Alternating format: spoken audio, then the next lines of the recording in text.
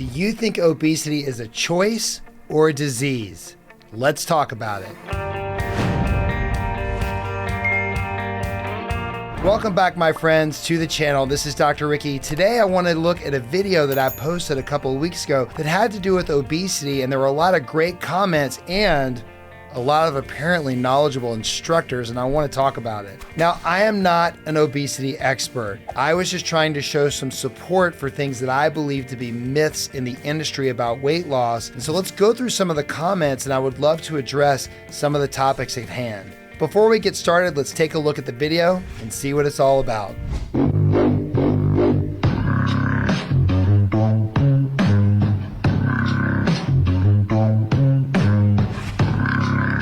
So there were lots of comments in this video saying, well, people just have bad willpower. They should just have better willpower. Then what about external factors in our society? Age, hormones. People, yes, have different drives. Some people have different socioeconomic statuses. Some people have mental health issues that keep them from being able to move forward and be energetic and be able to lose weight. If it was that easy, everybody would be lean and there would be no obesity issue. So clearly there are other things at play, that it's not simple laziness that leads to obesity. Now, I bet we all know someone out there, a friend of ours or someone that we know, that eats like crap, never works out, and they're lean. Why is that? I wouldn't say that that person has good willpower. I would probably say they just got good genetics and their metabolism is way better than another person's metabolism. If it was as simple as calories in, calories out, again, everyone would be able to lose weight, right? Those three things, while they may play into being able to lose weight, in and of themselves are not the only thing that contributes to someone failing in losing weight. All right, let's look at some of the comments underneath this post and let's talk about them. So T. Shem says, I mean, it is due in part, oftentimes, to some form of laziness. So listen, I partially agree with you. Some people are lazy, but just saying that laziness is the reason that people don't lose weight is not fair. Now, I'm not saying you said that, because you said in part it is due somewhat to laziness, but that may not be true either, because one person might be severely motivated to move the needle to trying to lose weight, but maybe they have hormonal issues or a different genetic makeup for themselves that doesn't make it so easy for them to lose weight. Would you say that they're lazy or they're just struggling? Comment number 2, let's take a look. This one is from Sherry_Pie455. And she said, saw a comment on another post that said cardio for an hour and only eat 1,000 calories and you'll drop the weight fast. That's starving yourself. Here's the thing that fascinates me about social media. Everyone has advice on social media as if every human being is the same and reacts to everything the same. While I love social media, I think that sometimes we need to take these comments with a grain of salt and don't listen to these people and stick to the experts. Not me, I'm not an obesity expert, but I know a thing or two about nutrition. If you just paid attention to this and you did cardio and only ate 1,000 calories, you might be calorie restricting so much that your body does completely the opposite and then wants to hold on to everything because it's not getting enough calories and you don't lose weight. Next comment is from Dammit Caleb. Dammit Caleb said, genetics for real. I for real have been trying to lose weight with healthy eating and still only lost a pound. Now listen, there is no question that genetics plays a role in obesity. Obesity is not a choice. It is not a choice. People don't wake up and look in the mirror and just go, you know what? I think I'm just gonna be heavy today. There is no denying that we are all hormonally different and we all react differently. I am 51 years old. I'm pretty fit and in shape, and I do a lot to take care of myself, and I watch what I eat and I do exercise. That being said, when I was 25, my metabolism was completely different than my metabolism at 51. So Caleb, I would tell you what you really need to do is to probably sit down and work with a nutritionist to really figure out how much you're getting in a day to really determine if you truly are eating well and exercising enough in order to create a calorie deficit. That being said, If you're doing all of those things, then absolutely genetics and hormones could play a role in your difficulty to lose weight. Let's look at what Michael Leonard had to say. Makes no sense.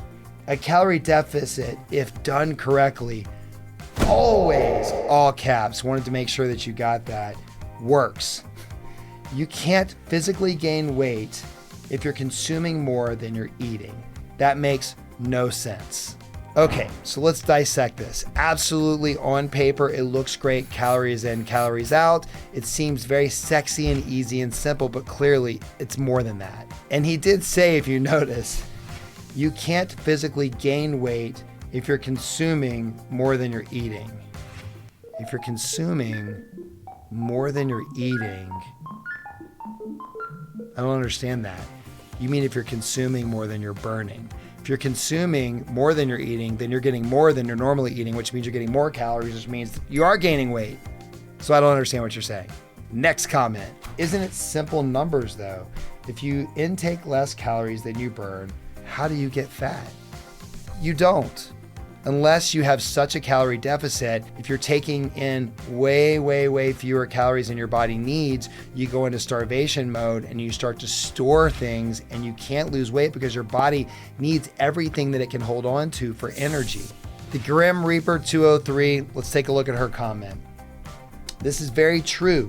It's easier said than done. My sister has very bad hyperthyroidism. I think she meant hypothyroidism, and is on a high dose of medication for it, but with help from another doctor or from her doctor, she's getting help and she's losing weight.